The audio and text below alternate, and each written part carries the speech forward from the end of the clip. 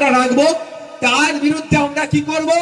আইনি লড়াই করব, মাঠে ময়দানে নেমে লড়াই করব, সেই অফিসারের সাথে আমরা বোঝাপড়া করে দেবো গণতান্ত্রিক প্রক্রিয়াতে। আতঙ্কিত হলে এগুলো করতে পারবেন। এবার আসে যাক মমতা ব্যানার্জির দলের তৃণমূল কংগ্রেসের দ্বিচারিতা শুনুন। যখন প্রথম এসআইআর নিয়ে কথা হয়েছিল, তৃণমূল কংগ্রেস কি বলেছিল?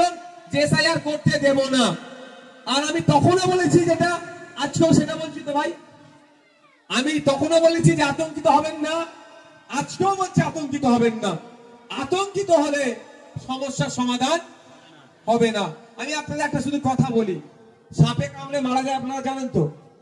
সাপে কামড়ে তৎক্ষণিক মারা যায়, সাপে কামড়ে সঙ্গে সঙ্গে মারা যায়। কেন মারা যায় আপনারা জানেন?